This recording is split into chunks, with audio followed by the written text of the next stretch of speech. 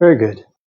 So, warm greetings, everybody. My name is Bhante Joe, and today we're going to be talking about the Buddha's meditation topics. But like anything to do with meditation, the most important thing is actually to practice it.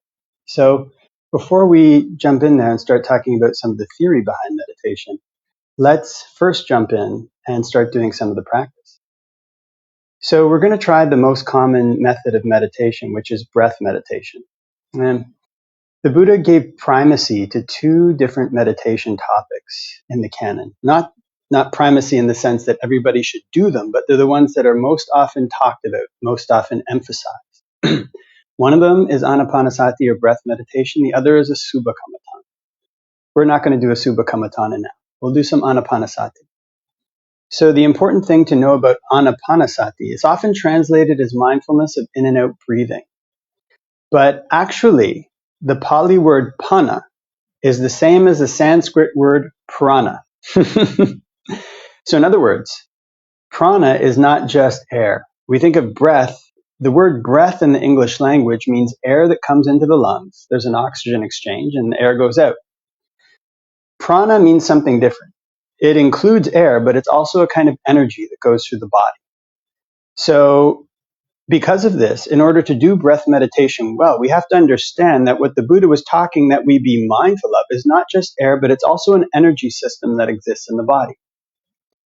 So in the classic sutta describing how to do breath meditation, the Anapanasati Sutta, the Buddha gives different steps. It's kind of learn to breathe in and out long, learn to breathe in and out short. You're always breathing in and out mindfully. Breath is always the centerpiece of what's in your mind. And learn to breathe in and out calming and relaxing the body. Learn to breathe in and out experiencing rapture, experiencing pleasure, contemplating impermanence. There's all these different ways that one can approach breath meditation.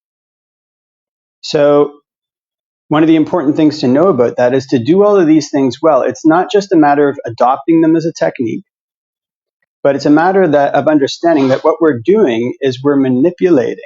We're learning to pay attention to and keep in mind and use basically a system that's already existing in the body. And the breath is one of the few things, the few bodily processes that we have conscious control over. Like our heartbeat, you can't control your heartbeat really. You can't control your blood circulation consciously unless somebody's some exceptional meditator. But everybody can control their breath. And we learn that when we control our breath, it affects this energy system, the prana in our body as well. And this is when we learn to control this well, to pay attention to it, we learn how to use it well, we learn that this energy system also affects our mind. It affects our emotions. It affects the way that we think, the clarity with which we think.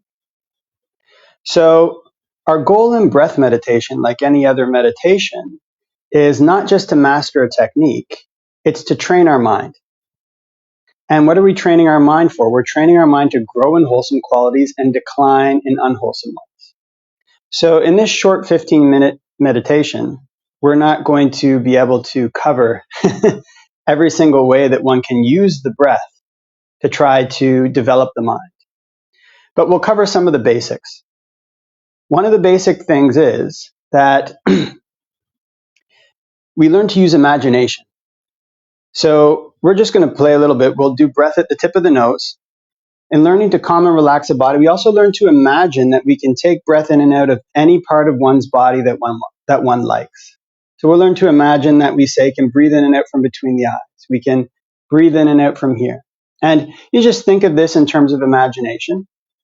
But with this type of breathing, when breathing this way, it has an effect on the body, and that has an effect on the mind. And it gives us more tools in which we can use breath meditation. It's a way that we can use breath meditation to calm and relax the body. It's a way that we can use breath meditation in such a way that we develop the mind. Because some people, they get headaches or tension when they focus on the nose. Some people find it more comfortable to focus here. Some people more comfortable at the chest. So you can learn about the connection between the body and the mind. There's a lot to say about breath meditation, and maybe we'll talk a little bit more about it. But first, let's jump in there and do some. So that's the main thing to keep in mind, is that we're going to be using imagination. And so first what we'll do is we'll lean forward a little bit and arch our spine and look about 3 feet in front and close our eyes. and can focus in on the breath, can know when it's coming in, and know when it's going out.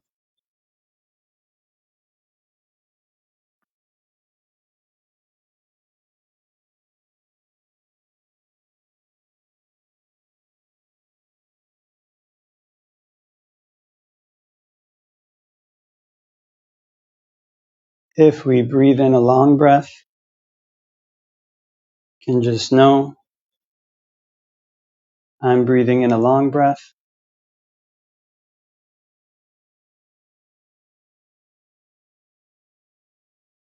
And if we breathe in a short breath, can just know I'm breathing in a short breath.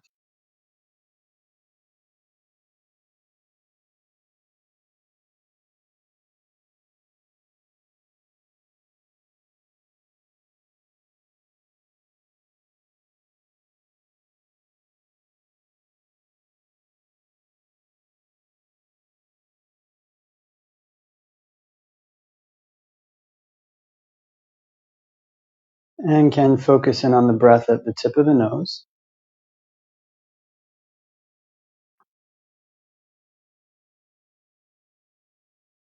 And if notice any patterns of tension or tightness around the nose, around the face, can just let those relax.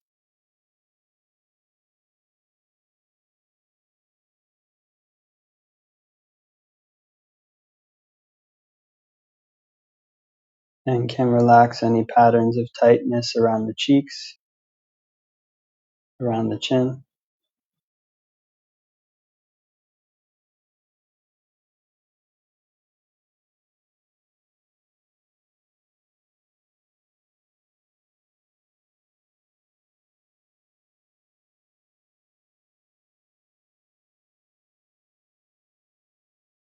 And can practice breathing in and out from this area at the tip of the nose.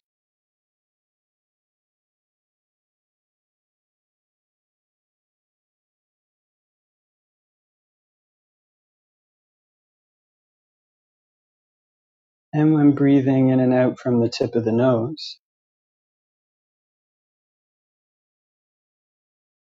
can try to make the mind a bit like a post in the sea.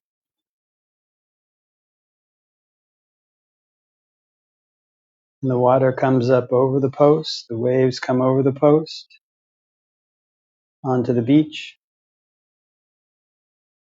and they come back down into the sea. But the post remains where it is.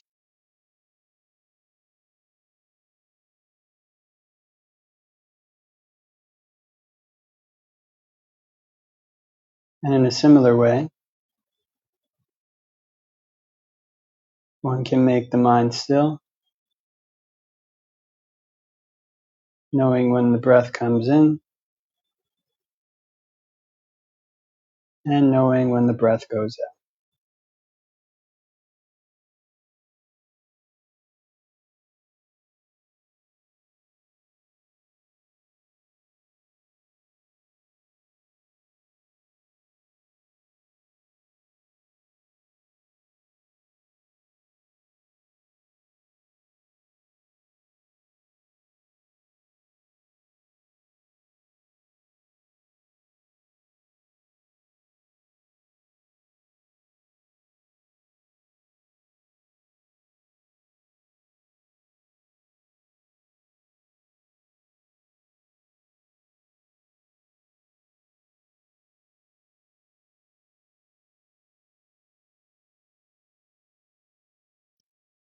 And we can shift attention a bit.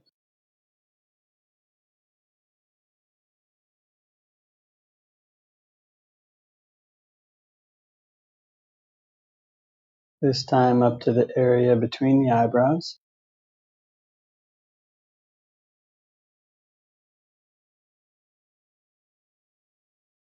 And if notice any patterns of tension or tightness between one's eyebrows,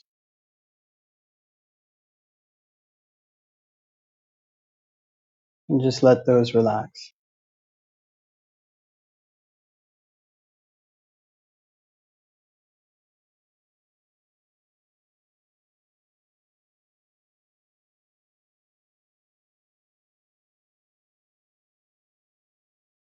And can relax any patterns of tension at the temples, at the side of the head.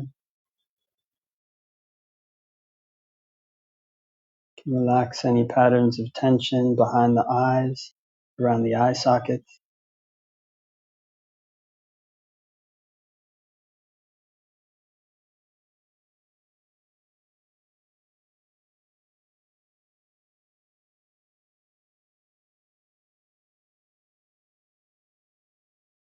And can practice breathing in and out from this area between the eyebrows.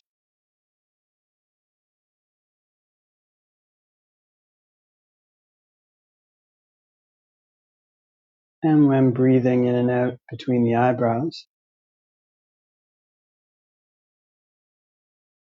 it can be good to use one's imagination.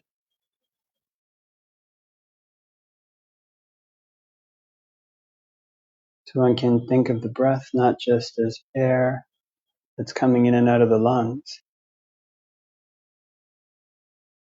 but like a type of energy that's all around and coursing through one's body.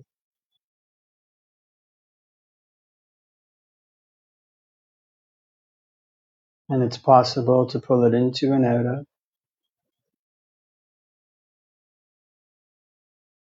any part of the body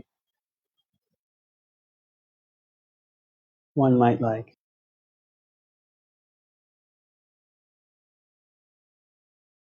So on the in-breath, one can imagine air or breath energy coming into this area between the eyebrows.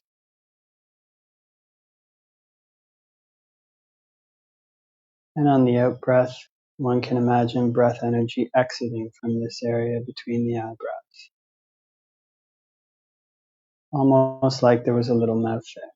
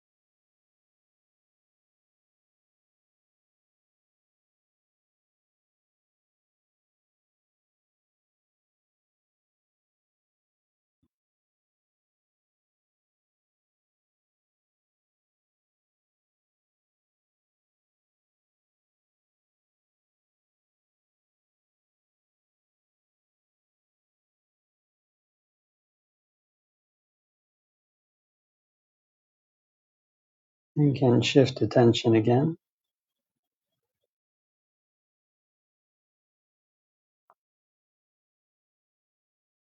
This time down past the tip of the nose, down to the base of the neck. And this is just the area where there's a notch in between the collarbone, or a notch in the center of the collarbone.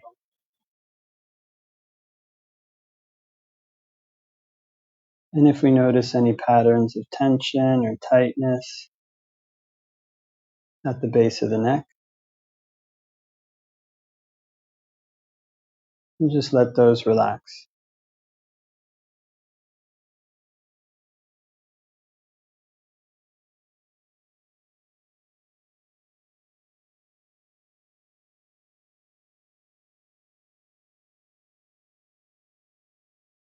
And can relax any patterns of tension on the left side of the neck.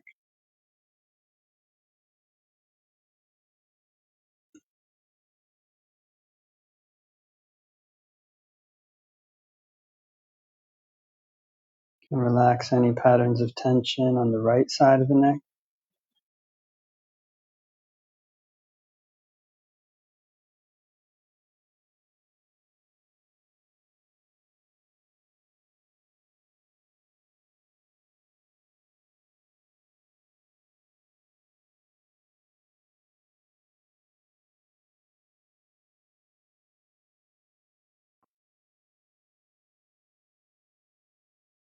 And can practice breathing in and out from this area between the neck, at the center of the neck base, almost like there was a little mouth there.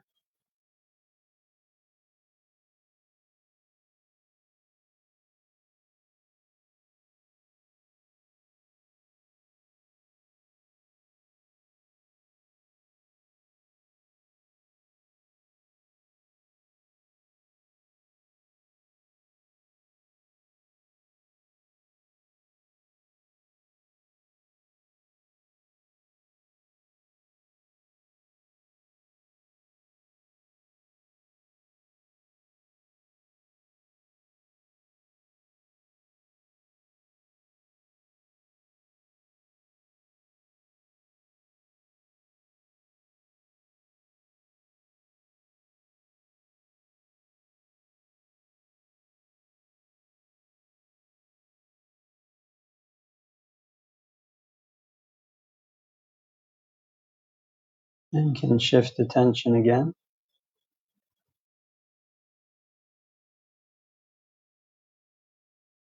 this time back up to the tip of the nose.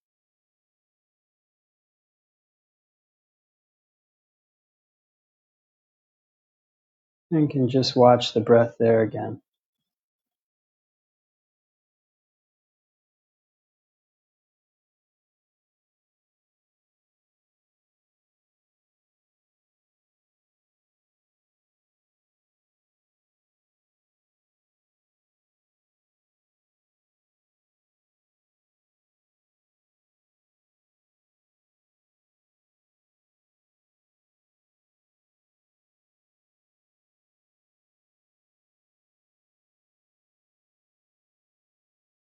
And before we finish meditating, can spread thoughts of goodwill, wishing may all beings all around everywhere be happy and at ease. May they put in place the causes necessary to be happy and at ease.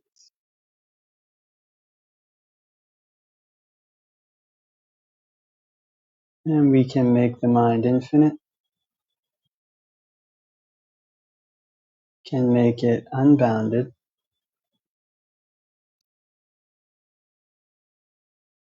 all the way to the ends of the universe and beyond. In every dimension, may all beings all around everywhere be happy and at ease.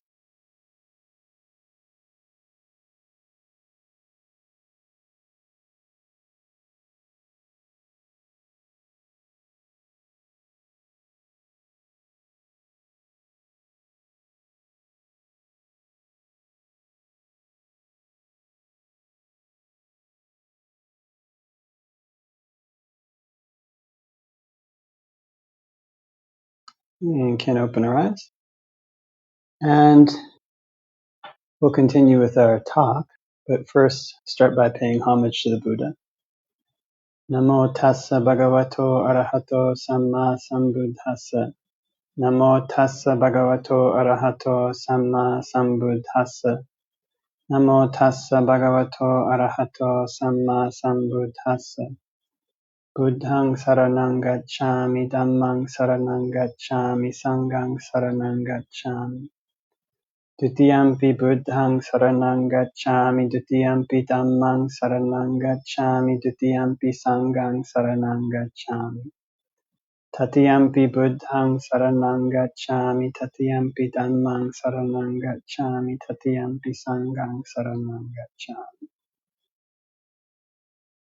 So we'll continue on talking a little bit about the way that the Buddha taught meditation. So just now we did a little bit of anapanasati meditation. Now, one of the interesting things when one reads the Pali Canon, when one looks through the Canon, the amount of time that the Buddha devotes to meditation seems relatively scarce. There's kind of not much in there about the intricacies of doing various meditation techniques. Some of the instructions for the various meditation techniques are very brief.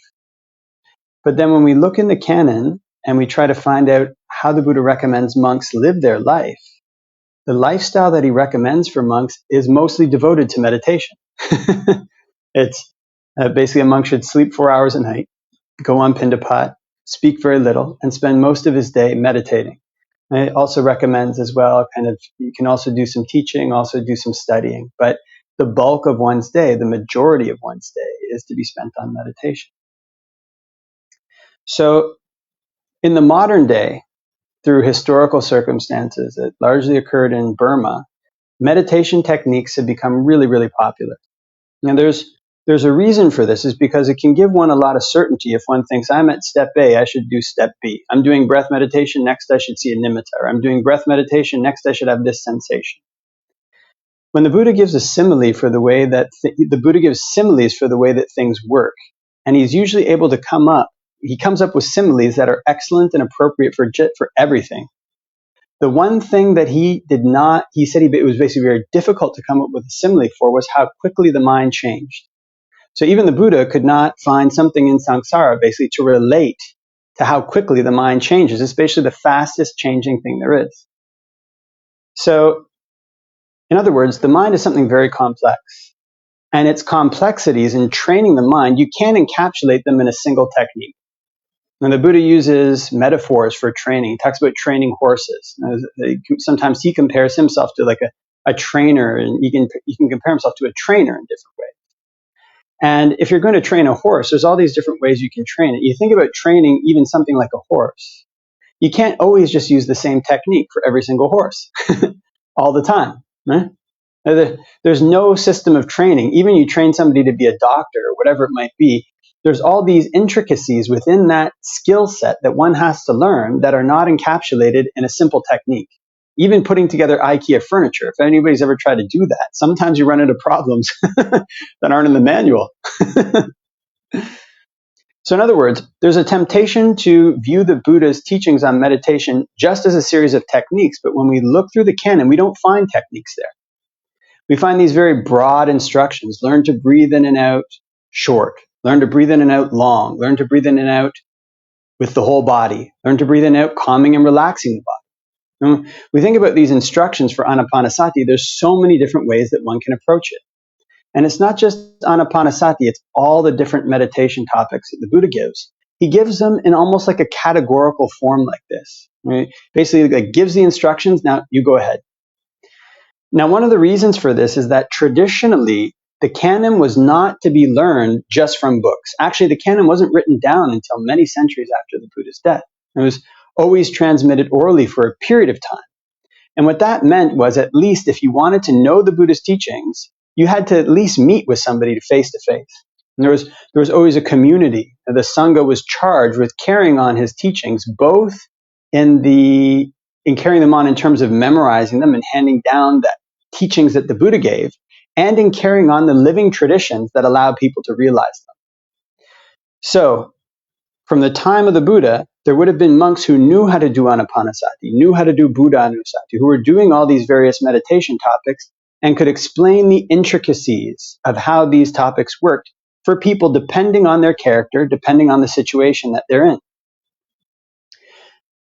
Now, there are teachings that the Buddha gives in the canon about using meditation topics. And when we look at these teachings, we put them together, we see that the Buddha is teaching us to use meditation in various ways to counter defilements. In other words, we direct our mind in a way that makes our good qualities increase and our bad qualities decrease. Sounds like something very simple, right? You've got this topic like anapanasati. How do I use anapanasati to reduce anxiety? How do I use anapanasati to counter my perception that things are permanent? There's a million different ways you can approach this. And the Sangha would have been the repository of this knowledge. People who actually practiced it and actually had realized it. You can go to them for advice. Now, when the Buddha gives teachings on meditation and how to approach them in different ways, he sometimes uses a simile like a goldsmith, sometimes uses a simile like a cook. All these things are skills that one has to learn. So the simile of the cook is a really interesting one. He says, imagine a cook, a skilled and competent cook, when he puts out like a whole bunch of curries. So I'm here in Sri Lanka right now, and usually meals, they're like rice and then various types of curries that people will put out.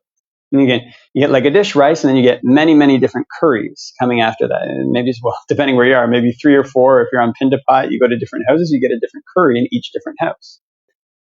Now, a skilled and competent cook puts out different curries for his employer, and he watches what the employer takes.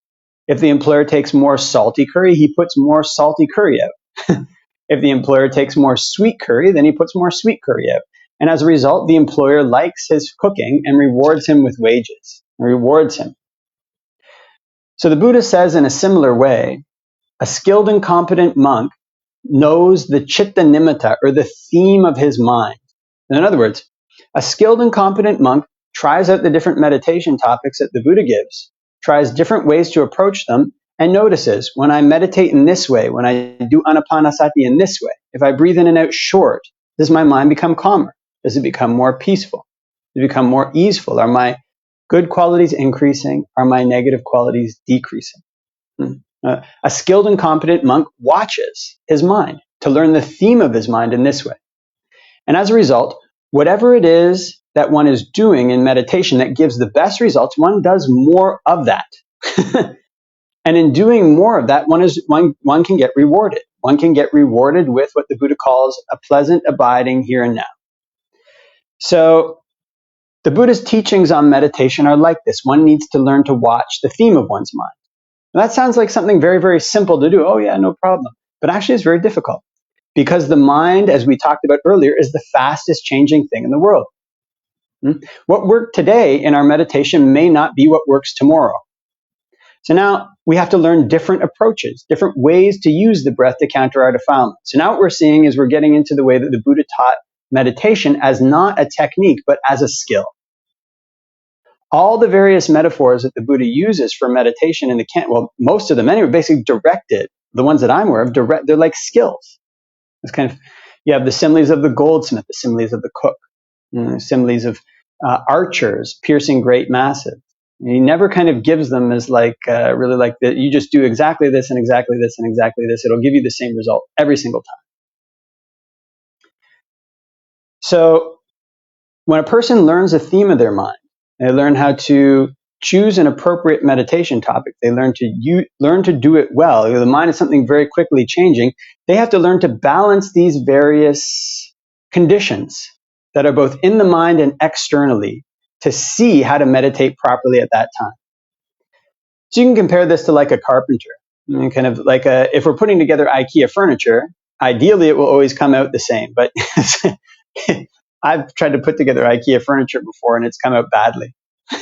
But if you're a skilled carpenter, if you're somebody who really knows how to work with wood, then you can build anything you want, so long as you have the appropriate tools. A skilled carpenter can go and look at a plot of land, and he can say, I can build this type of building here.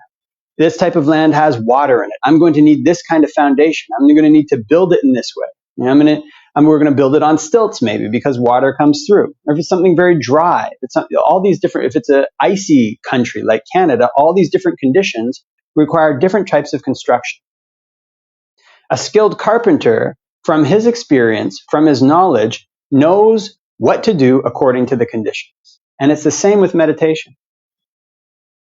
So the Buddha gives a simile of a goldsmith. He says, like a goldsmith basically doesn't always, from time to time a goldsmith has to basically heat up the furnace. From time to time they have to sprinkle water on the ornament to let it cool. And from time to time, they just have to watch it. And the Buddha says in a similar way, from time to time, a person has to basically exert the mind. And from time to time, a person has to cool it down. And from time to time, a person has to watch the mind with equanimity. You can't just do one of these things all the time. So it says if you basically just watch all the time, or if a goldsmith basically just watched the furnace all the time, then the gold would cool. If he basically heated it up all the time, then it would burn up. Yeah? And if he sprinkled it with water all the time, then it would, it would be something bad. It wouldn't be able to make the ornament that he has in mind. You get the picture. I'm paraphrasing here. So in a similar way, a person from time to time has to attend to the elements of exertion in their meditation. From time to time, they have to attend to the element of concentration. From time to time, they have to watch the mind with equanimity. And it's kind of just watching how it is. Now, it can be very tempting, again, just to choose one of these approaches. And let's just watch the mind with equanimity. And that should get rid of all my defilements. But again, these things don't work that way. That's not the way that it works in reality. Now, what this means is that meditation, it sounds very complicated. It sounds very difficult if you're looking at it this way, but it's something that becomes very interesting. Yeah? There are all these various skills in the world. They're not impossible to master, but you can encapsulate them in a technique. The beauty of the human mind, the beauty of human psychology and human society is that they're able to encompass this complexity and direct it well towards specific purposes. This is something that humans can do. This is why we have carpenters. This is why we have goldsmiths.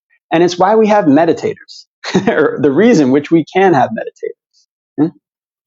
The Society of Carpenters helps people train in carpentry. The Society of Goldsmiths helps people train in making gold ornaments. And ideally, the Sangha is a society that helps people to train in meditation. So to train well in meditation, another thing that the Buddha recommends is that one have what we call a kalyanamitta, a good friend. Yeah, so a good friend is not like a friend in the sense of somebody who one goes out and hangs out with. A good friend is one who gives one good instruction on how to eliminate one's unwholesome qualities and have one's wholesome qualities grow. Now we're talking a little bit, backing this up, about human society and the way it's able to direct people. People are very complex. Their minds are very complex, but it's able to direct people. It's able to channel people and train them. You notice this if you go from different societies, coming from Canada to Sri Lanka, you have to behave in a different way. Society here is different. So in other words, the society here trains you to be a particular way. The society in Canada trains you to be a particular way. Humans are built like this. They're social animals.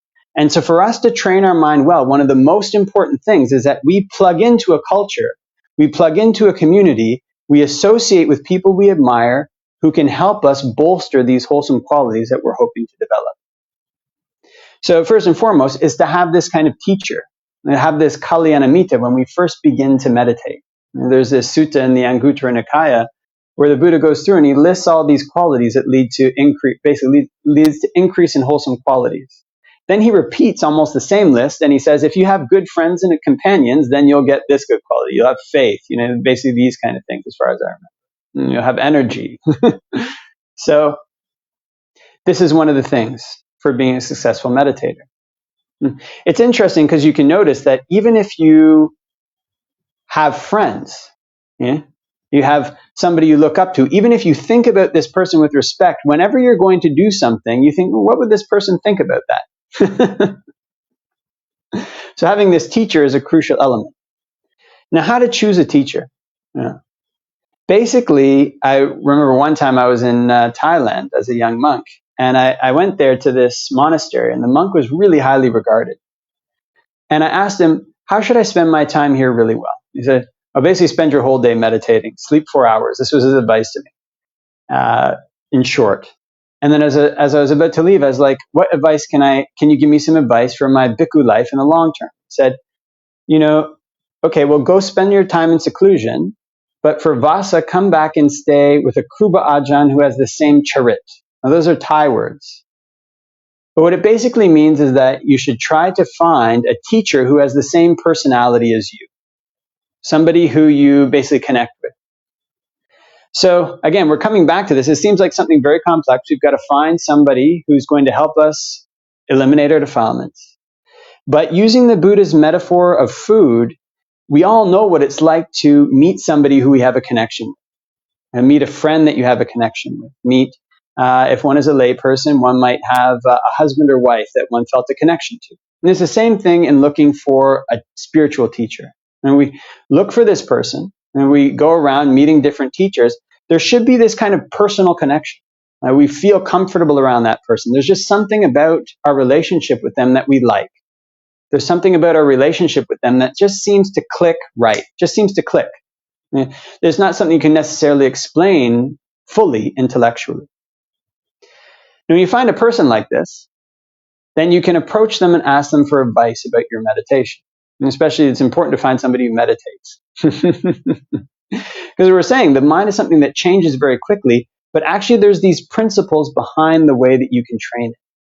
So people who are experienced meditators, they can recognize often the very basic ways in which people can really go off in their practice or really get back on track. And these ways are things that are very common to people when they first start to meditate. So finding somebody like this, if we can find somebody that we really connect with, we find somebody who is a skilled and experienced meditator, we can ask them for advice, how to meditate. Now, one of the important things to know, we're talking a little bit about choosing a meditation topic initially. It's like this kind of choosing the right kind of food. You feel right. You eat the sweet curry and it feels tasty, and it tastes tasty. It feels good for your body. You eat the salty curry and the salty curry tastes good for your body. You eat more of that. Now, the Buddha has given many, many different topics of meditation. And you can basically divide these topics more or less into two types. It's a rough division. It's not a division that's found necessarily in the canon, but it's relatively accurate.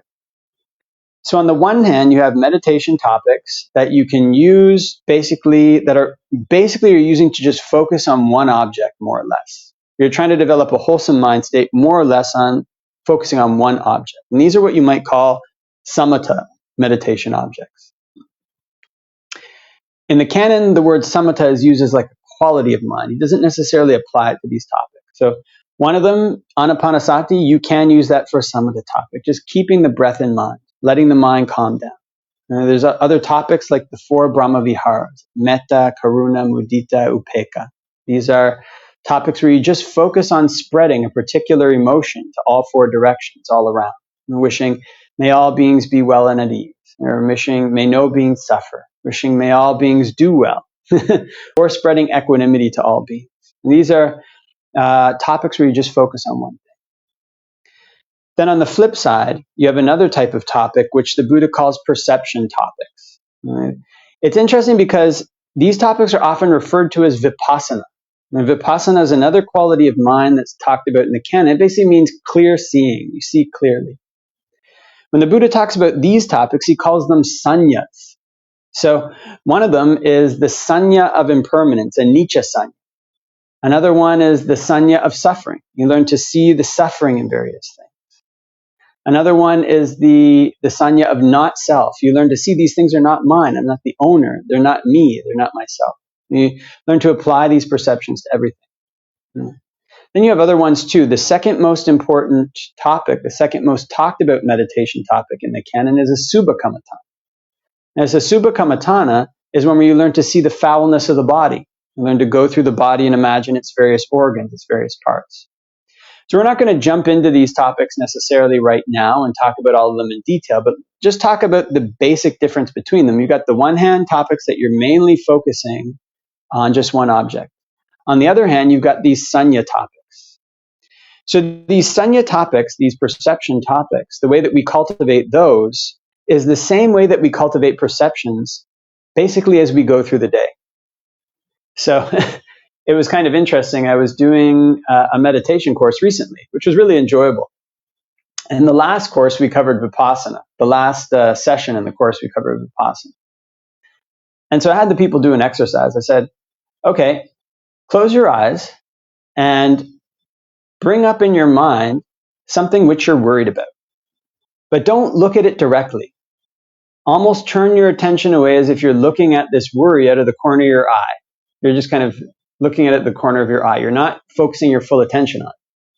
If you focus your full attention on it, nothing will happen. But you just look at it with just a bare amount of awareness. You put this thought of worry in your mind, and what happens?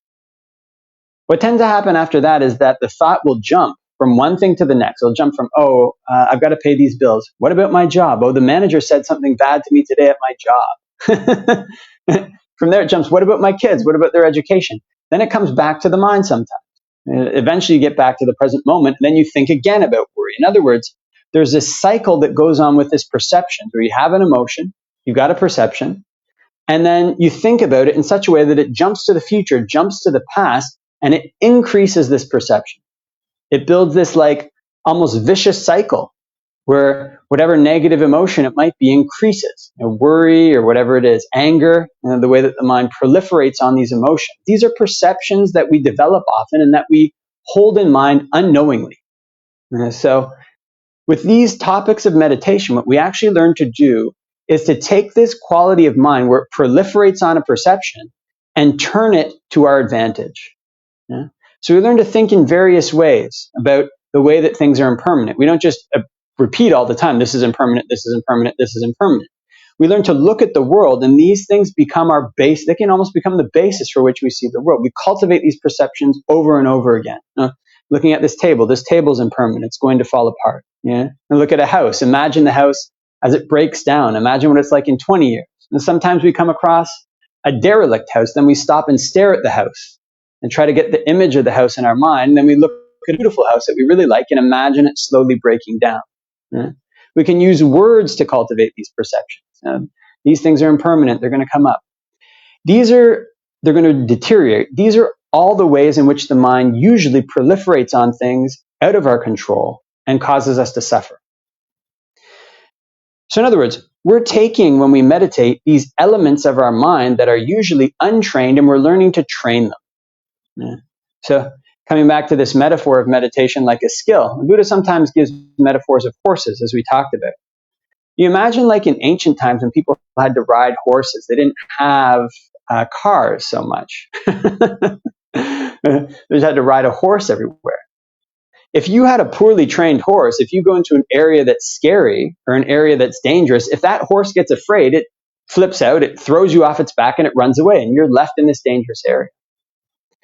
So in a similar way, when our mind is not well trained, if it goes into dangerous places, if it goes into places that are unusual, that are frightening, where things can harm us, then we can lock up. We can get overcome with emotion. We can lose out in those situations if our mind is not well trained. But if you have a well-trained horse, one that you've spent a lot of time teaching it to be calm in difficult situations, teaching it all these various elements so that it knows the various ways to traverse difficult country. It knows to stay calm under pressure. It knows all these various things. That's a horse that you can trust to take you far distances, and you don't have to worry about. So what we're trying to do here when we meditate, both with samatha and with vipassana, is we're trying to train our mind. So we talked a little bit about training our mind for wholesome and unwholesome qualities. Now this is basically where the whole rest of the canon comes in. The Buddha spends so much time in the Sutta Pitaka talking about what's wholesome, what's unwholesome, what we should develop and what we should avoid. So it's when we go out into our life, we see the way that basically good or bad things arise in our mind. Then this is when we take that knowledge that we gain from the sutta and we try to apply it to our life. We try to train our minds using meditation to make the things that he said should grow, and to make the things that he said should decline. And in this way, our mind becomes something that's more and more trustworthy. It's something that becomes more and more safe. It's something that we can rely on more and more to take us through difficult territories, to take us into difficult places. It's something we don't have to worry about. You get on a poorly trained horse, you're always worried it's going to throw you off. You get on a well-trained horse, you don't worry. So there's immense benefits to training the mind. Actually, this is the way that the Dhammapada starts. It says, basically, speak or act with a pure mind and happiness will follow you. Speak or act with an impure mind and trouble will follow. There's another verse in the Dhammapada where the Buddha says that whatever an enemy would do to an enemy, a poorly trained mind can basically do worse. And whatever good things a friend would do for a friend, a well-trained mind is even better. So what we're learning to do here is to train our mind well. And this is something to keep in mind. Because oftentimes if we're used to meditating just as a technique, we're going to be looking for the next thing that technique says that we should get, right? Okay, I've been practicing breath meditation. One's been practicing breath meditation. Did I see a nimitta, right? Or did I get these various vipassana bhumis or vipassana knowledges or whatever it might be? These things are actually not that important to think about. If an experience like that comes, it'll come. But the importance of these experiences is not because they're somewhere in a book. They're important because often these experiences that people talk about, they follow on the heels of a significant reduction or a destruction of a person's defilements. A significant reduction or destruction of the bad qualities that have been causing us to suffer all the time. Right? So we learn to focus on when we're meditating is not so much, am I getting this experience, am I getting that experience? It's simply, are my good qualities increasing, my bad qualities decreasing? If we know that we get very angry, for example, when we're driving to work, or we know we get very anxious, if we're a monk or so, we get very anxious, we don't get enough pindapata food. These are defilements of the mind. They're ways that we can use meditation to train our mind to become more calm in these situations so that we don't suffer from them and that we can decide well in them. And this is like the well-trained horse that can go into dangerous areas. Now, this is something very, very easy to talk about, right? Oh, yeah, you kind of reduce your bad qualities, increase your good ones. It's something very difficult to do. And it's very hard to do. Actually, one of the important things to know about meditation, this is the most difficult work that there is in the world. And there's nothing that changes as fast as the mind, and here we are trying to train it. But because the mind is the forerunner of everything, if we train the mind well, we can train it so that regardless of what situation we're in, we can be at ease. This is something that one can see directly for oneself. This is why the Dhamma is said to be something that's experienced individually by the wise. So this is something that all meditation traditions have basically emphasized, as far as I'm aware of, I could say. The ones I'm aware of, they emphasize the primacy of experience, direct experience, over the primacy of sutta study, or just study. It's not to say that study is not important, but study in the Buddhist context was always done in a community, in the Buddha's time, and the way he basically intended it, more or less. And it was always done for a purpose of practicing for realization, for a purpose of realization. That's the purpose of study. And we study so that we can practice and learn to eliminate our defilements. It's kind of interesting, just continuing on with this dichotomy between study and practice, in that I've met people, I meet a lot of people from time to time. They studied so much, they can't keep the 5 precepts. They know what they are. They can't keep them. They'll tell lies when it's convenient for them. They'll steal things when it's convenient for them. Not usually big things. They'll tell little lies, not to hurt people's feelings. You say little.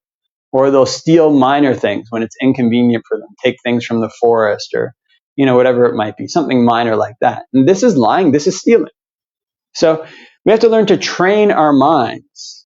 We have to learn to train our actions such that they're in line with the Buddha's teachings. And this goes far beyond study. It goes on into our lives in the way that we're actually suffering, the way that we're actually becoming happy. So as we grow in skill in meditation, we learn to choose an appropriate topic.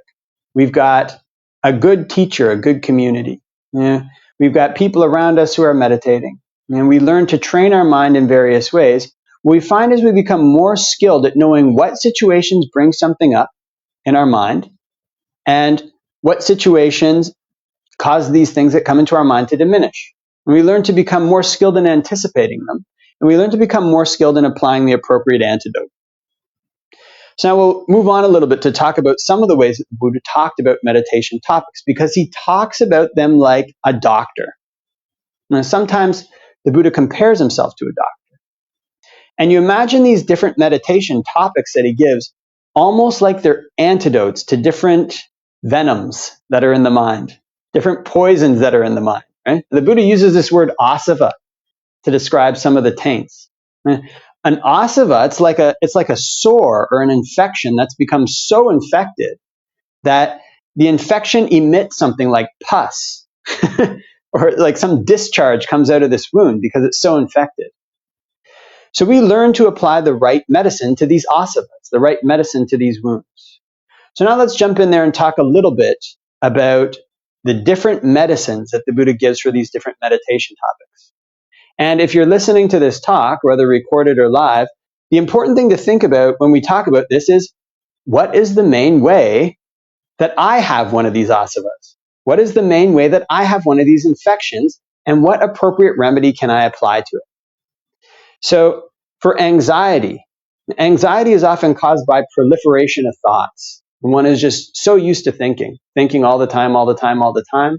The remedy for that the Buddha gives to cut off thinking is anapanasati. One learns to stay more and more in the present moment. And in this way, one's thoughts can't proliferate. Now, it's actually amazing how much suffering comes just from thinking. It's an incredible amount, right? There's what's going to happen in the future. What happened in the past. One is very rarely right there in the present moment. You imagine if I'm just doing this with my hand, just putting my hand to the ground, how much suffering is there in that, right?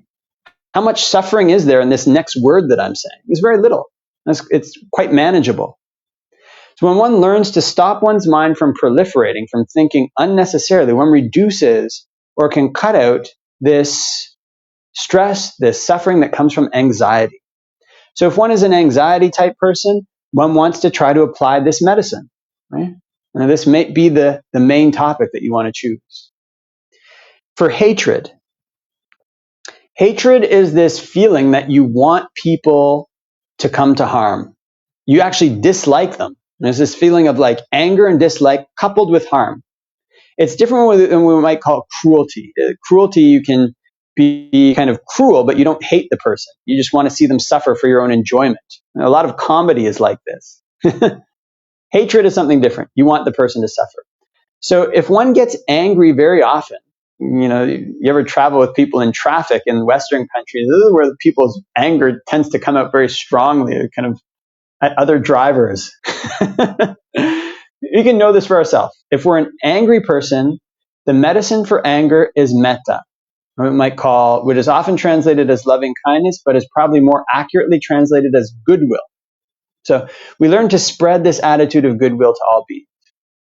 If we're somebody who's very cruel, like we just kind of enjoy seeing other people suffer, you might think of this as like a torturous person, but that's not necessarily the case. It can just be somebody who is very competitive sometimes.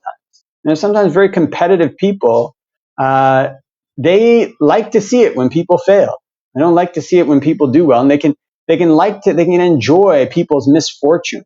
Actually, like I said, a lot of comedy is like this. You watch some comic shows, people are just suffering all over the place. We're laughing at their misfortune. Right? This is what we might call cruelty. So this kind of antidote to cruelty is learning to spread karuna, or compassion, to all directions. Now, for a jealous person, we get very jealous at other people's successes. The antidote to that is learning to spread mudita, or empathetic joy, in all directions to all beings. And if we're a person who gets very, very passionate, like somebody gets very passionate about things, you meet people like this when they start talking about politics, right?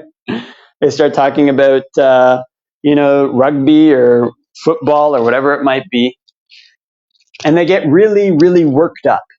Oh, this politician did this, and this rugby, this guy did, and they just get more and more worked up, more and more worked up, more and more. It comes from this passion. The antidote for that is learning to be equanimous, learning to spread equanimity. So those are some antidotes on the samatha side, where we're just focusing on one topic. The antidote's more on the vipassana side. If one is a person who's like overcome by lust very often, the antidote to that is learning to see the foulness of the different parts of the body. Right? That's one of the ways that one can do it. If one is somebody who is lost in this kind of like joie de vivre, just like celebrating, life too much all the time, partying, one can think of mindfulness of death. Oh, wait a minute. I'm going to die. What's really important for me to do right now? Think about the various ways in which one could die. One can go visit a cemetery and stay in a cemetery, and that'll give one a whole different set of perception. It's kind of funny because people, they often know what's important. They often know what they should do, but they put it off for long periods of time until they get caught with something like a terminal illness, or until they think they're going to die. Then they think, oh, I should really get this done. I should really do this. And they look back on their life, they think, oh, I should have done this. And we don't have to wait till that time, right? You can get swept away in life, swept away with running for the next job, running for the next promotion, one can run for the next whatever it might be, and one totally forgets that one's going to die at all the end of it. So what's really important to do? So keeping mindfulness of death, the mindfulness that I'm mortal, keeping this in mind, cultivating this perception is the antidote. So there's these various antidotes to the obstructions that come into one's mind. And as we already talked about, one has to learn different ways to use them skillfully so that they counter the particular defilements that are there at that time. So now let's jump a little bit more into some of these topics so that people who have this particular defilement can get a few kind of approaches to try to work with it. But all the time we keep in mind that basically these are not techniques. It's something, these approaches may work for 4, 5, 6, 10 days, for a month, for a year, and then they might stop working when the conditions in a person's mind changes. So one has to learn to tweak them. So let's jump in there, get a little bit deeper into Anapanasati and talk about how one can use it. So the body has this energy system in it.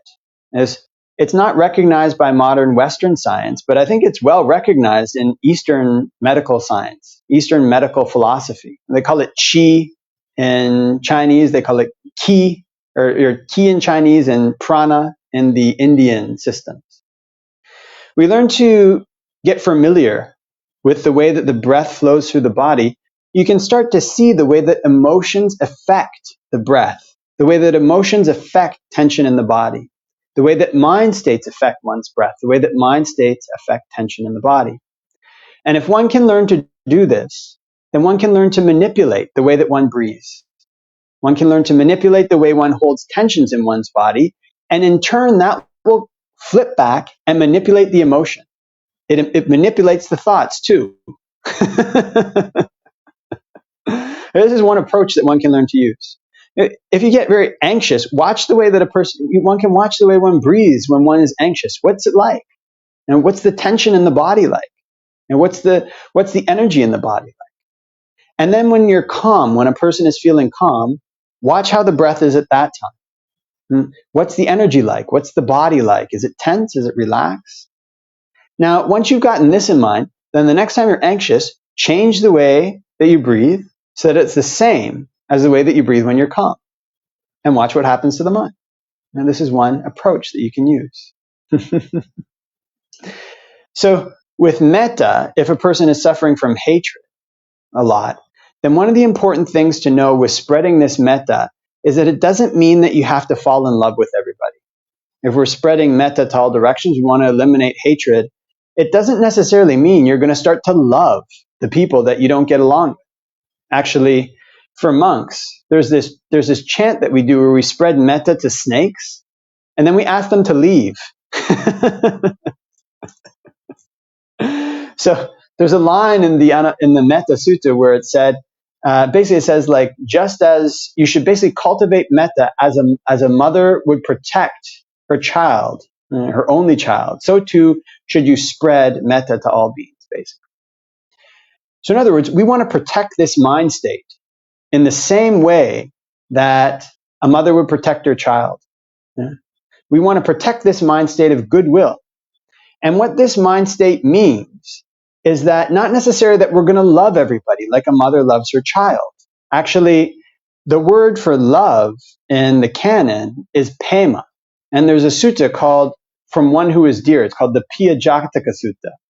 And the Buddha basically makes it clear that the people that we fall in love with, that we really love, are people who cause us to suffer. We suffer when anything happens to them. So metta is not the same as love. What it is this attitude wishing that people may be well. May you be well, may you be happy and at ease. But we also recognize that if people are going to be happy and at ease, they have to put the causes in place to be happy and at ease. So what we actually wish for is, may you be happy and at ease, may you put the causes into place to be happy and at ease. Now this is something very practical, because you can wish this for somebody you don't like. If you don't like Donald Trump, you can still wish, may you be happy and at ease, may you put the causes into place to be happy and at ease. It eliminates hatred for that person. But it doesn't necessarily eliminate the fact that there's some people, just because of our personalities, that we won't mesh well with. But we still don't wish bad things for them. We don't want harm to come to them. So this spreading of metta is something very, very practical. Now for the Vipassana topics, let's flip over a bit. So I'm going to jump through the other Brahma Viharas that we did, because we're running out of time a little bit. But just to delve a little bit deeper into some of the Vipassana topics. So to get deeper into these, to learn different approaches to these, you can understand that there's basically two ways that one can conceive of the mind making perceptions. On the one hand, it uses words. Whatever the language one is in, you can see this, one thinks in that language, the words can come up. This is going to happen, this happened, this is this, I'm doing this thing. The other way that the mind does things is it uses images. There may be more ways in this too, the combinations of them and sounds. We can just say like images as a category that covers the experience. It's sometimes primarily visual, but maybe sounds come in, maybe sights and smells come in. So in these ways, one cultivates perceptions. One, for example, let's use a bad perception. One is worried about the future, worried about one's job. One might sometimes think, oh my gosh, what am I going to do if I get fired? That thought as a word comes into one's head. Then one might have an image of like one's family on the street or whatever it might be. This is the way that the mind cultivates perceptions. So we can learn to turn these perceptions on their head using these two ways. If it's a perception of anxiety, it's a perception like, this house is my house, this family is my family, and we're suffering whenever that doesn't work out that way. We learn to think, we learn to speak to ourselves, to talk to ourselves in ways that are to the opposite. Now, wait a minute, this house isn't mine. Now look at the crack in the wall. Obviously it's changing. I mean, I can patch it up, but it's made of materials that are impermanent. It's going to stop. It's going to fall apart eventually. Also, I have a mortgage, so maybe this house isn't totally mine. It belongs to the bank. The bank can take it away. I don't own this house. What this can do is it can pull the mind back from these things that we really love, but that cause us to suffer when they change. This is the verbal aspect. We can also use it visually. Right? So if it's our house, we're just using the house as an example. I'm talking about how it's not mine, it's not myself. We can just imagine the house falling apart, right? Doing this skillfully. Right? Or we can imagine that we get too sick to live in the house and it has to be sold. Right? We can't walk. All of a sudden you can't go up the stairs, you can't live in the house. You have to move to a condo or something like this. We can put the image into our mind of this happening. Right? Not that it's going to happen, doing it skillfully, but as something that could happen.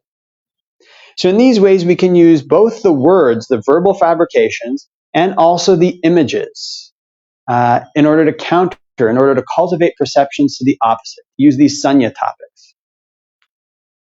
So that's getting a little bit deeper into some of these topics of meditation. Now let's jump a little bit forward and talk about the ardency with which one has to meditate. So meditation is something that starts small. Right? Like anything else, right? If we start with a skill, learning to be a cook, we start just learning how to chop cucumbers or whatever it might be, something small. Eventually, after training in that for a long period of time, you can make fabulous dishes.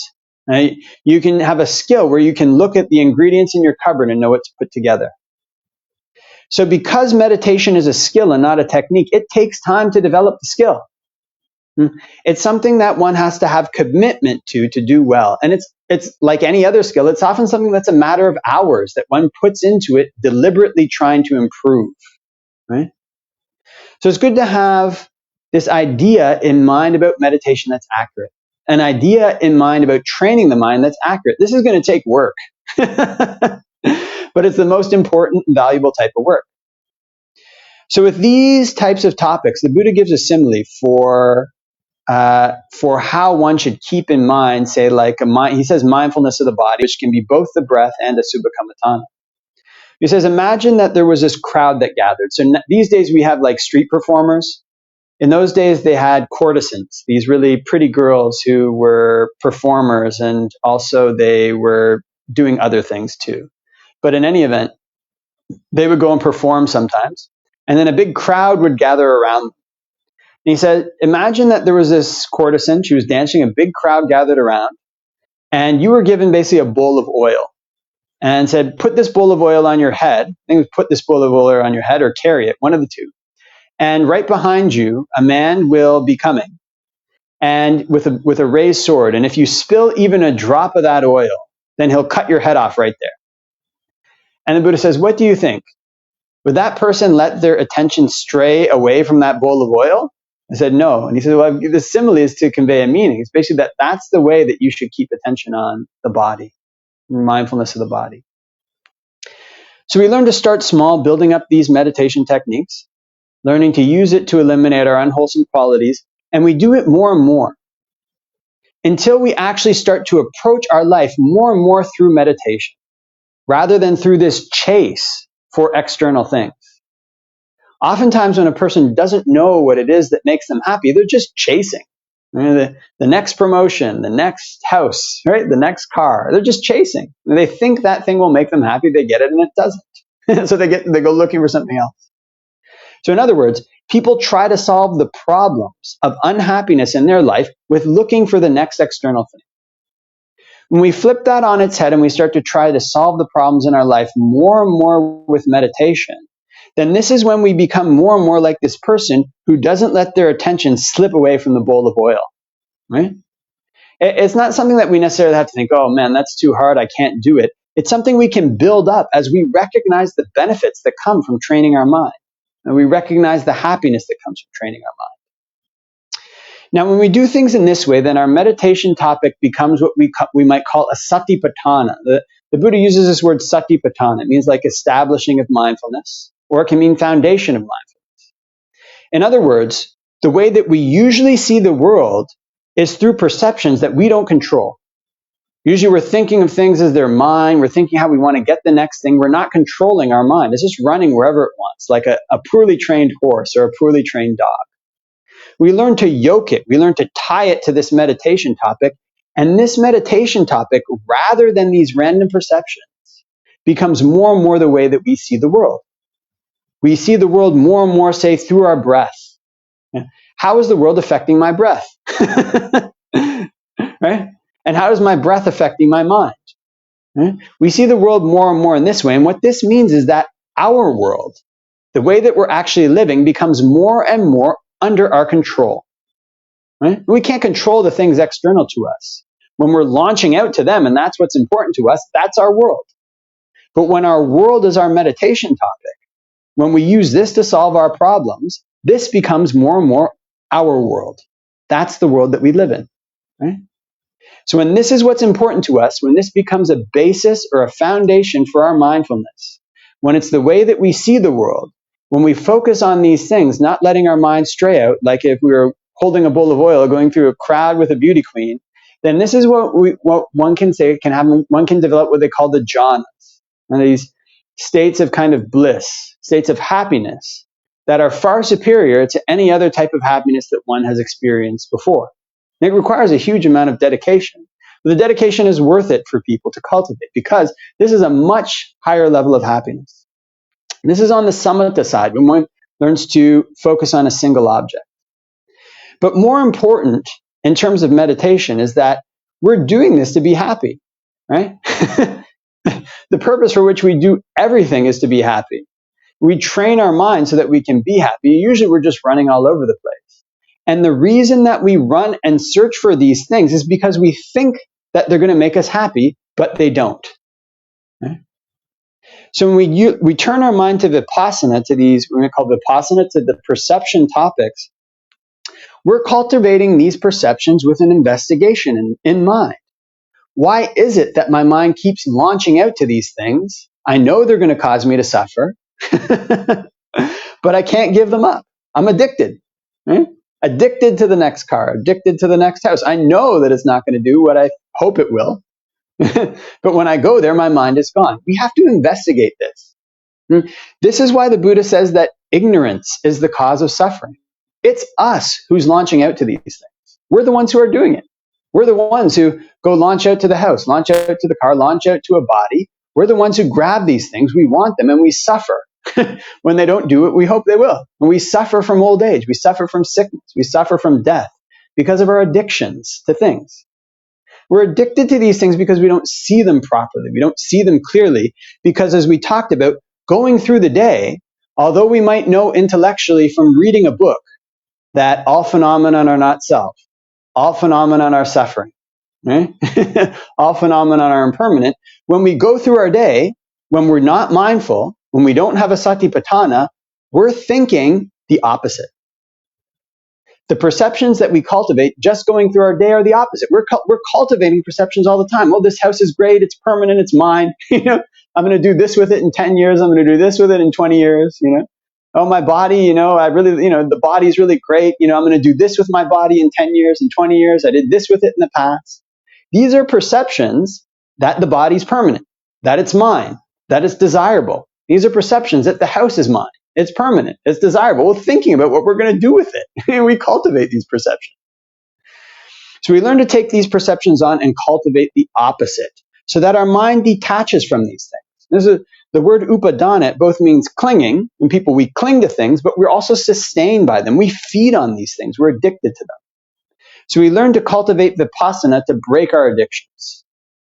And we get this joy or pleasure that we get from focusing on one thing. And from the jhanas, one can get the joy or pleasure from the jhanas.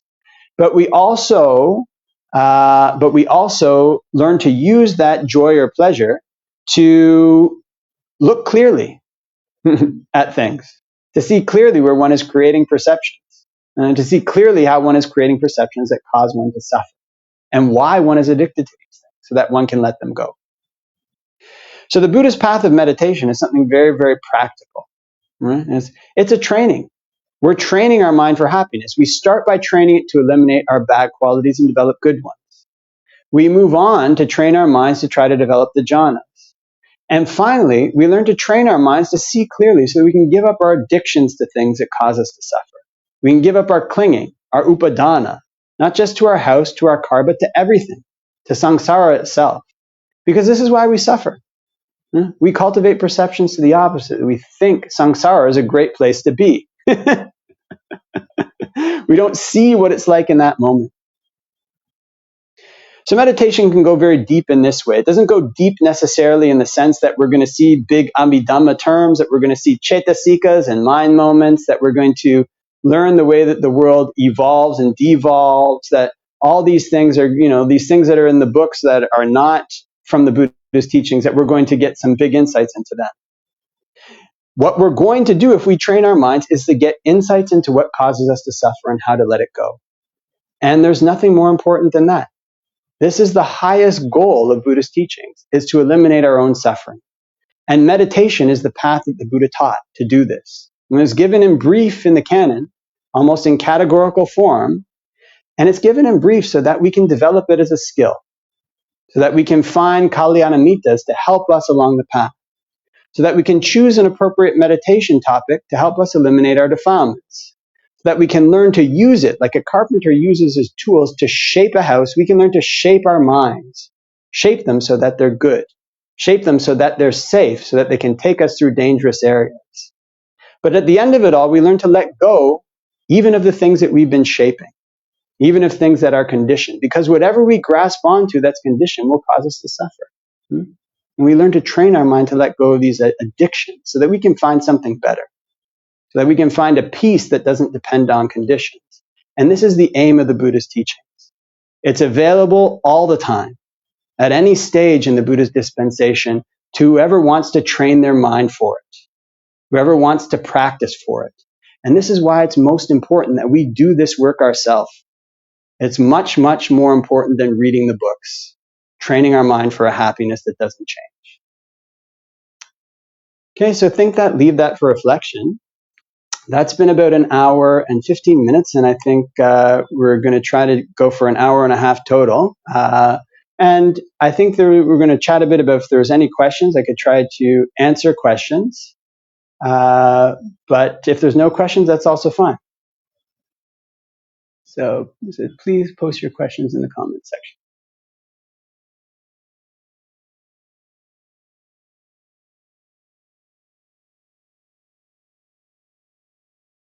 Okay.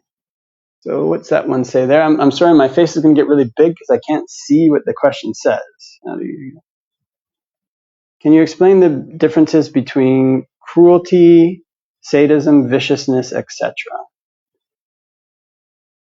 So,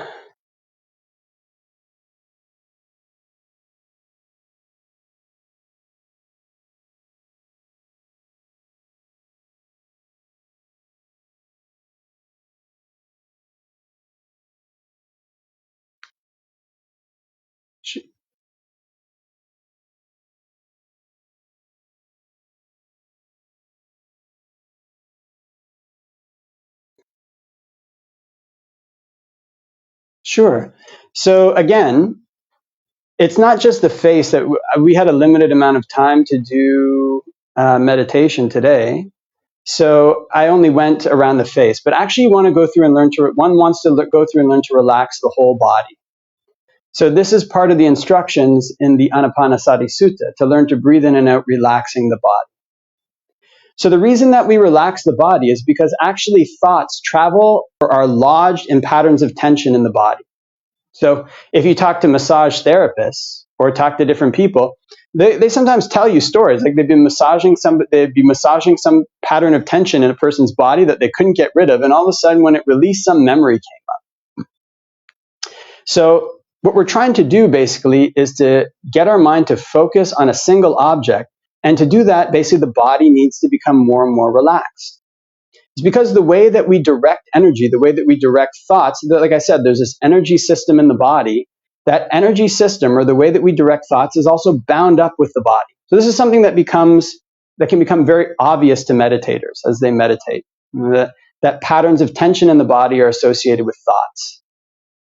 So as we were chatting a bit about, when you learn to manipulate these things with the breath, with the body, we also manipulate emotions and thoughts. So if a person finds it comfortable, if they find it effective to go through these patterns of tension in the body and relax them, if they get some kind of calmness from that, or if they find some interesting things, I relax this pattern here, I've always got this tension in my chest, or sometimes people always have tension in a particular part of their body. When they learn to relax it, they can find that it's somehow associated with emotions that they have, or whatever it might be. So if they find that helpful, they can take that approach. Another type of person, there's a type of person who basically can't feel their body at all. There are these types of people. And when they meditate, they tend to get images more than other people. So for that type of person, maybe just focusing on the touch point at the nose or whatever it might be is fine. Again, with meditation, the main thing we want to watch is this increasing my good qualities and decreasing my unwholesome ones. But if we are just focusing on this touch point of the breath at the nose, if you're finding that you're getting stuck and your meditation isn't going anywhere, that's when you might want to try out these other things that are in the Anapanasati Sutta. Learning to calm and relax the body, learning to breathe in and out long, learning to breathe in and out with the entire body. So that's the long and short of it. It's fine as long as you find that you're progressing. Okay, so what was the next question? I think you said there was another question there.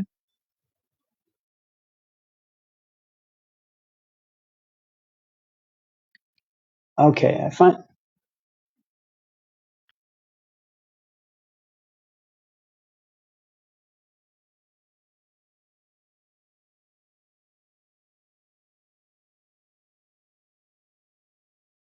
Yes, so. Oh, sure, okay. So yes, basically what's translated as you have like hatred and what's also called the intention to harm in the canon. Those those two intentions, what's basically called the intention to harm, and hatred are different. Hatred is basically this emotion of like dislike, and coupled with wanting that person to, to meet with harm. The intention of harming, you don't necessarily dislike the person, but you enjoy seeing that person suffer, right? Hatred is a different emotion. They're two different emotions. So if you spread metta, if you wish may all beings be well, sometimes this emotion of harming, their cruelty can still come up. It's like this, and it's this delight in people's suffering. So as I was saying, a lot of the time comedy is like this. You just watch most of the comedy shows. Terrible things are happening to people, and it's like very funny, right? So that can come up in a person's meditation. So karuna is the antidote to this cruelty, and metta is the antidote to hatred. Everybody knows what that's like. Where you're angry with somebody, you actually dislike them. You really want to see them suffer, right? Now, this cruelty can sometimes just be more like a general emotion. It's not necessarily directed to that person. You just like seeing people suffer. You think it's funny, or you think it's good, or you enjoy it. So that's the distinction.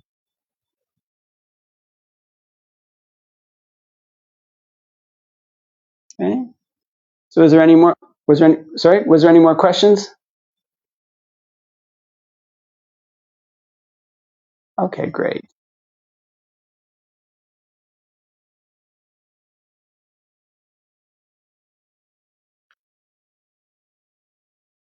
Sure.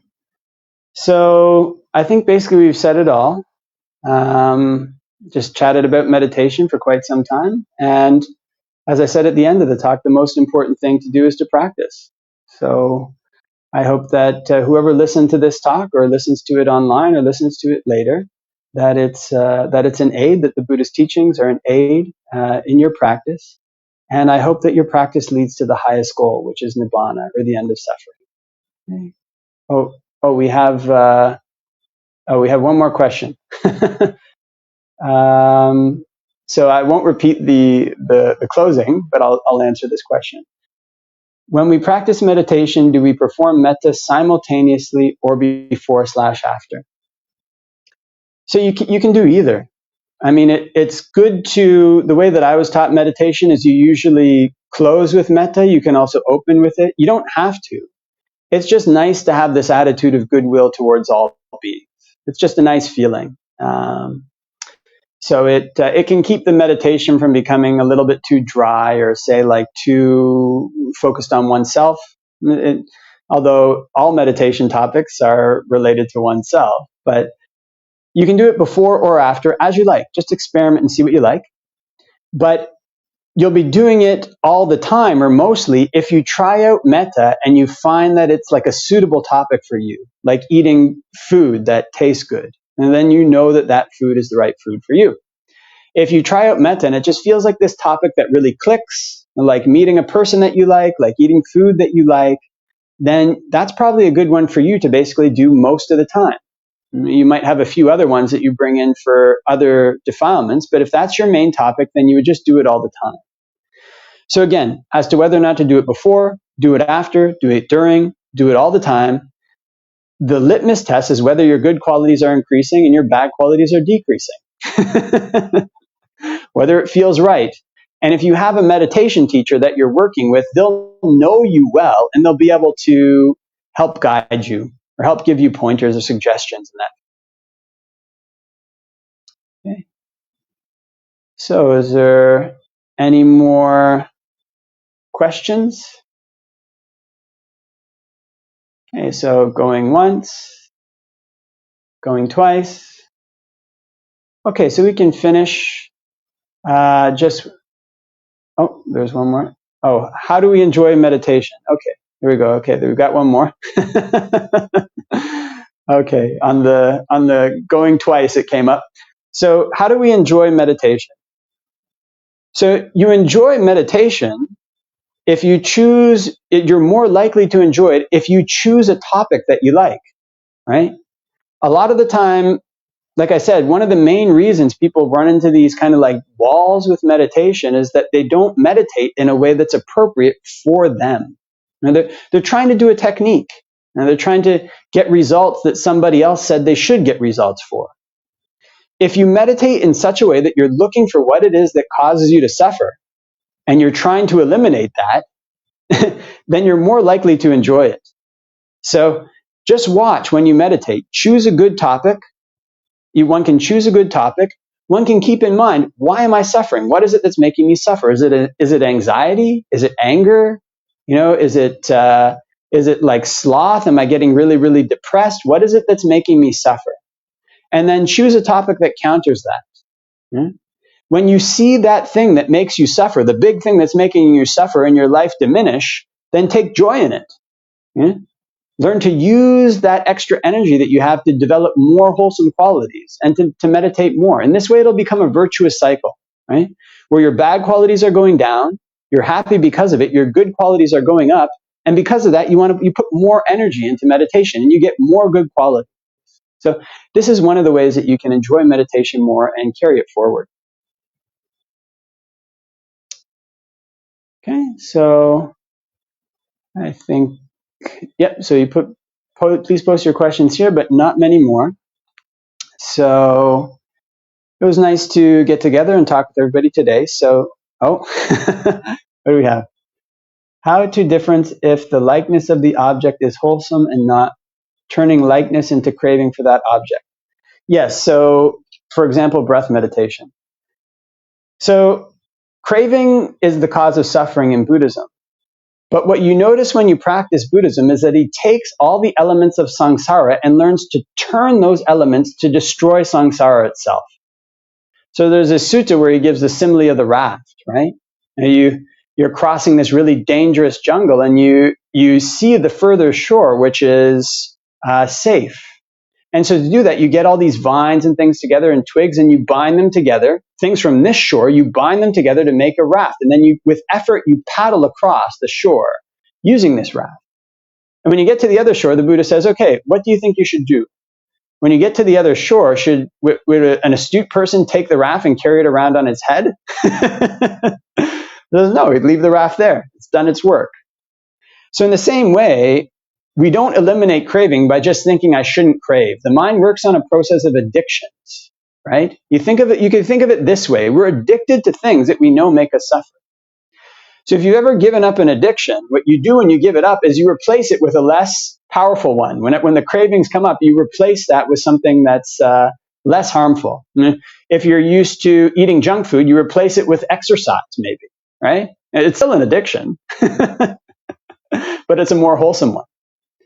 So our taking these things, the vines and reeds, and binding them into the raft, these are the elements of samsara, like our breath, the four elements, like metta. These are conditioned things.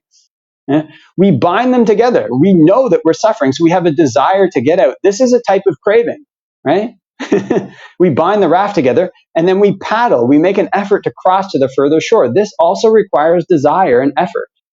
It's only when we get to the further shore that we let go of the raft. So in other words, we develop craving for breath meditation, right? We develop craving for wholesome states. But it's only when we've gotten rid of all of our other addictions that we turn our mind to those addictions, to the Dhamma addictions themselves. And there's suttas where the Buddha talks about things like this, where a person, their mind doesn't launch to Nibbana because of Dhamma delight. They're delighting in the Dhamma, right? So you can see here what we're doing is we're turning more of our cravings towards the Dhamma. And then it's only when you're about to become an arahant that when you let go of the Dhamma itself. So not something to necessarily worry about at the beginning of one's meditation, is this craving or not. Think of it as replacing unwholesome addictions with a more wholesome one. I mean, the breath is not, being craving for the breath and focusing on the breath will not harm anybody. If you can develop happiness through focusing on your breath, you're going to become much more of an independent person. That will benefit other people. It's still conditioned, but it's only when you've let go of your addictions to everything else that you can turn your mind to the addictions of the Dhamma. So don't worry about it. This kind of addiction is generally called chanda in the canon. It's a good thing. Okay? So was there any more questions? Okay. So let's finish. I won't do the actual bows, but I'll just finish with a short chant to the Buddha, the Dhamma, and the Sangha. We reached the 1.5 hour mark. Arahang Samma Sambuddho Bhagavan Buddhang Bhagavantang Abhivademi Swakato Bhagavata Dhammo Dhammang Namasami Supatipanno Bhagavato Sāvaka Sangho Sanghang Namami. Okay. Very good. So it was nice to meet with everybody and meditate with you. Those were a lot of good questions. So I think for the third time, I wish you all the best with your meditation practice. And with that, we can maybe end the session, no?